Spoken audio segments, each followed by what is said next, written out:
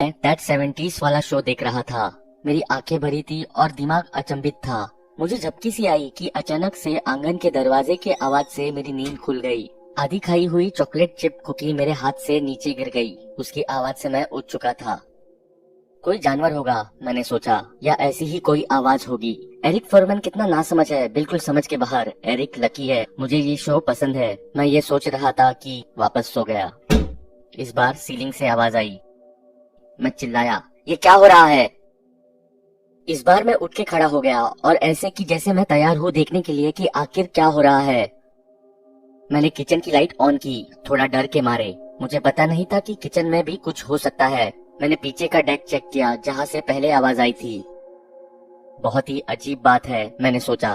फिर कुछ नहीं हुआ तो मैं वापस रिलैक्स करने लगा। मैं अभी डरा नहीं हूँ, पर डर सकता हूँ। मैं एक कॉलेज स्टूडेंट हूँ, समर हॉलिडे स्पेंड करने आया हूँ अपने पेरेंट्स के घर जो डाउनटाउन डीसी में काम करते हैं। वो बीच पे है, तो मैं इस बड़े घर में अकेला हूँ।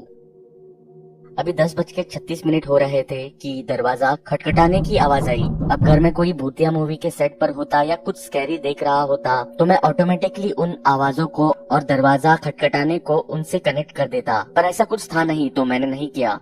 मैं उन आवाजों से अभी भी चिंतित था, पर जब दरवाजा खटखटाया तो मैं उन आवाजों को भूल गया। शायद कोई सेल्समैन होगा या डाकिया। मुझे याद है बहुत पहले एक बार एक यूपीएस का आदमी आधी रात को कुछ ड्रॉप करने के लिए आया था। उस टाइम मैं अकेला ही उठा हुआ था तो मैं बहुत डर गया था। शायद ये कुछ वैसा ही होगा, मैंने सोचा। शायद ये मेरा दोस्त भी हो सकता है जिसे आना था पर कहा कि वो थोड़ा थक गया है। वो कभी कभी थोड़ा अलग हो जाता है, पर फिर शायद लगा उसने बिना बताए प्लान चेंज कर लिया हो। आई थिंक मुझे वहाँ जाना चाहिए और जो भी है उसे बोलना चाहिए कि मुझे अभी प्राइवेसी चाहिए। ऑफ कोर्स अगर वो फ्रैंक नहीं है तो। सिचुएशन थोड़ी वियर्ड सी थी। मुझे जो कुछ भी वेपन जैसे लगा मैंने उठा लिया। ये एक पुरानी लैक्रोस स्टिक थी। मैंने उसे अपने सर के ऊपर से पकड़ा, एक लाइट सेबर की तरह। मैंने दरवाजे के नीचे से देखा तो मुझे किसी की पतली सी टांगे दिखाई दी। उसने पुरानी चप्पलें पहनी थी।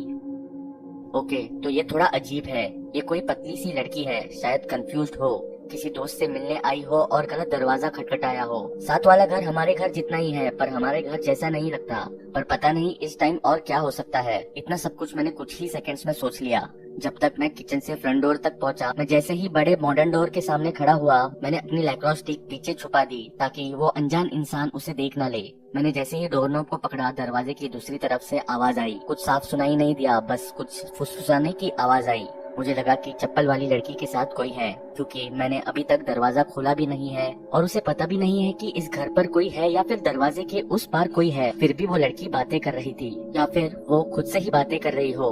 मेरा हाथ रास्ते में ही फ्रीज हुआ, जैसे मैं कोई स्टूपिड सा रॉबर्ट डांस कर रहा हूँ। मैं थोड़ा रुक गया क्योंकि मैं थोड़ा डिस्टर्ब फील कर रहा था बाहर की आवाज सुनने के बाद। मैं थोड़ा और रुका, कोई आवाज नहीं आई। मैंने अपनी नाक से एक लंबी सांस ली और मुंह से छोड़ी। मैंने 3 कदम दूर से दरवाजा खोला, जैसे कि कोई बच्चा डर रहा हो कि उसके अलमारी से एक मॉन्स्टर निकलेगा। मैंने राइट तरफ से अपनी बॉडी बाहर निकाली और मुझे 2 फेमिनिन आकार अपने दरवाजे के बाहर घर के सामने दिखे। मैंने सबसे पहले वो टूटी हुई चप्पलें नोटिस की। मैंने ऊपर होते हुए उसे पूरा देखने की कोशिश की। सीधे काले बाल, बिना कंघी किए हुए, इधर उधर जाते हुए। वो बीमार लग रही थी, ठंड में टिटुलती हुई। उसने हुड वाली स्वेट शर्ट पहनी हुई थी। उसकी हाइट 5 फुट 3 इंच थी, तकरीबन 13 साल की होगी, और सीधा घूर रही थी। जो मुझ जैसे 5'9" के इंसान के लिए जो कि पौच के ऊपर खड़ा था, वो मेरे छाती तक आ रही थी। अंधेरे में उसके फेस के फीचर्स नहीं दिख रहे थे, पर मैं कह सकता हूँ कि उसके साथ कुछ तो अजीब था। जिस तरह से वो खड़ी थी, उसका सर लेफ्ट साइड को टिल्ट हुआ था। ऐसे लग रहा था कि जैसे कोई चबाई हुई पुरानी गुड़िया हो। इससे पहले कि मैं रिएक्ट कर पाता, मैंने उसके पार्टनर को देखा, जो उससे आधा फीट दूर पीछे की तरफ लेफ्ट में खड़ा हुआ था। वो एक छोटी लड़की थी, शायद 9 साल की। उसने फटी सी डार्क ब्लू शर्ट पहनी हुई थी, काली पैंट्स और बारिश वाले जूते। उसके भी सिमिलर काले बाल थे, पर उसका अपनी बहन के जैसा विचित्र आचरण नहीं था। मैंने इन दोनों लड़कियों को देखा और मुझे कोई आइडिया नहीं है कि दरवाजा खोले कितनी देर हो चुकी है। क्या इन्होंने कुछ बोला? क्या मैं कुछ बोलूं? ये बहुत ही अजीब है। क्या मैं तुम दोनों की कोई मदद कर सकता हूँ?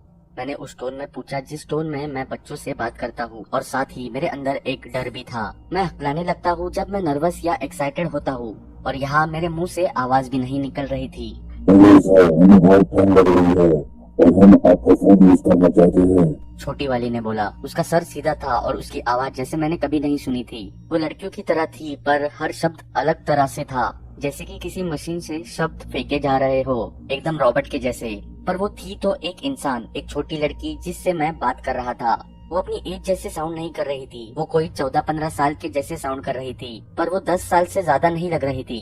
उसने मुझसे क्यों बात की और अपनी बड़ी बहन से क्यों नहीं? यहाँ हो क्या रहा है? इसकी बड़ी बहन शर्मीली है, दिमाग से खिसकी हुई। क्या मैं कोई सपना देख रहा हूँ? मेरा फोन यूज करना है, इससे क्या मतलब है? ऐसे लग रहा था जैसे वो कोई स्क्रिप्ट पढ़ रही थी और कोई सवाल मिक्सअप कर दिया। मैंने सोचा शायद वो मुझसे कुछ और पूछना चाह रही थी। समझ नहीं आ रहा था उसके सवाल का क्या जवाब दूं। मैंने कहा, मुझे समझ नहीं आया, तुम्हें क्या चाहिए? क्या तुम दोनों खो गई हो? पहले कोई जवाब नहीं आया, सिर्फ सीधा घूर रहे थे। फिर छोटी वाली ने कहा, प्लीज सर, हम अकेले हैं, हमें घर फोन करना है। उसका जवाब जो कि उसी टोन में था जैसे पहले था। उसने मेरे क्वेश्चन का आंसर नहीं किया। ऐसा लग रहा था वो सिर्फ अपना बोल रही थी, मेरी बात को नजरअंदाज करते हुए। फिर उसने बोला, हमें अंदर आने दो, जैसे कि मुझे कोई ऑर्डर दे रही हो। पहले की तरह प्यार और पोलाइट तरह से बिल्कुल अलग। मैं डर से कांप रहा था और कंफ्यूज था। मेरी गट फीलिंग कह रही थी कि कुछ बहुत गड़बड़ है। मैंने कहा, मुझे माफ करना, पर मैं तुम्हें अपने घर के अंदर नहीं आने दे सकता। तुम्हें यही वेट करना पड़ेगा जब तक मैं अंदर से फोन नहीं लाता। मैं इन दोनों बच्चों को ऐसे नहीं छोड़ सकता था, पर मुझे ऐसे भी लग रहा था कि मैं उन्हें अंदर भी नहीं आने दे सकता। मैं बहुत डर गया था। वो दोनों सिर्फ सीधा ही देख रही थी और मेरी बात का कोई जवाब नहीं दिया। फिर एकदम से बड़ी वाली, जो अभी तक हिली भी नहीं थी और ना कुछ कहा था, उसने अपनी शक्ल का भाव बदल दिया। उसने अपनी मुट्ठियां बंद की और अपनी बाहों को झटका जैसे कि वो बहुत दर्द में हो, और बिना अपनी शक्ल या गर्दन हिलाए एक बड़ी सी स्माइल दी जिसमें उसके सारे दांत दिख रहे थे।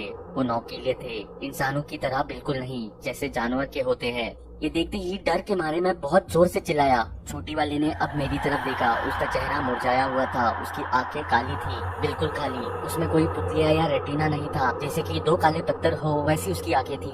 फिर मैंने उसकी स्माइल करती हुई बहन और उसकी काली आंखों को भी देखा। मेरा दिल बहुत अजीब तरह से धड़कने लगा था। मैं चोक्ड फील कर रहा था और उसी सिचुएशन में मैं चिल्ला भी नहीं पा रहा था, मुझसे हो ही नहीं रहा था। मैं डर के मारे खामोश हो गया था। मेरी पूरी बॉडी में अजीब सा फील हो रहा था, स्तब्ध सा, और मैं अपने आप को पूरी तरह खो चुका था। फिर कुछ मिनटों के बाद मैंने ऐसी डरी हुई आवाज निकाली जैसे कभी ना निकाली हो, और दरवाजे को बंद कर दिया और घर के अंदर हो गया। मेरी बॉडी कांप रही थी। मैं रोता और घबराया सा अपने दरवाजे के सामने खड़ा हो गया। मुझे अपना सेलफोन लेना है जो फैमिली रूम में पड़ा है, और मुझे मेरे बैकग्राउंड में 70s शो की भी आवाज सुनाई दे रही थी, जिसकी वजह से मुझे कुछ चैन मिला। पर वो जो आवाज उस 70s शो से आ रही थी वो मुझे समझ नहीं आ रही थी।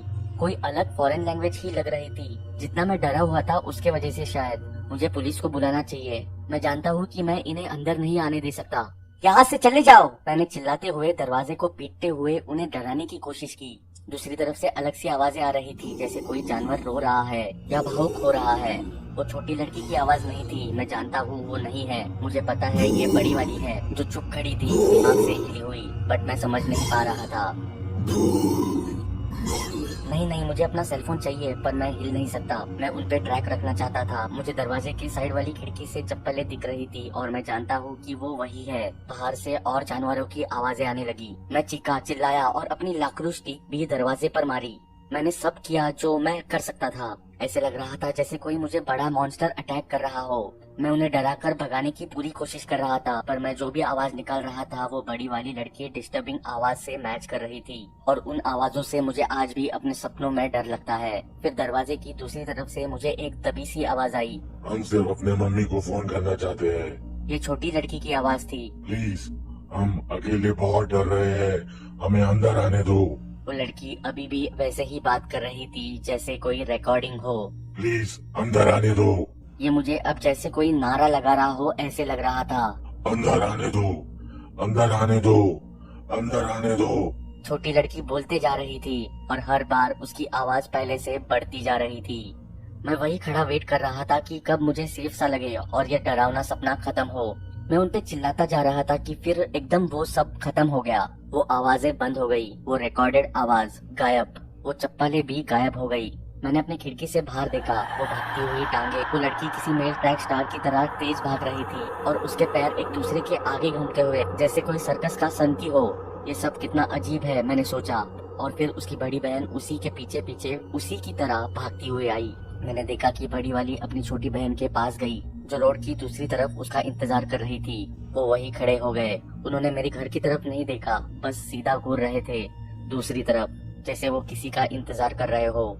और फिर एकदम एक बड़ी सी आकृति उनकी तरफ चलती हुई आई। लंबी टांगे और बाहें, एक भटकता हुआ आकार, जैसे कि तुम किसी भूतों की मूवीज में देखते हो, जैसे कि कोई स्कैर क्रो हो। ये क्रीचर, ये दानव उन्हें अपने साथ ले गया। मैंने पूरी रात अपने आगे का दरवाजा नहीं छोड़ा। मैं सो नहीं पाया। क्लोज फैमिली, मेरी गर्लफ्रेंड और दोस्त कहते हैं कि वो जानते हैं कि मैं क्रेजी नहीं हूँ, पर वो मुझ पे विश्वास नहीं करना चाहते।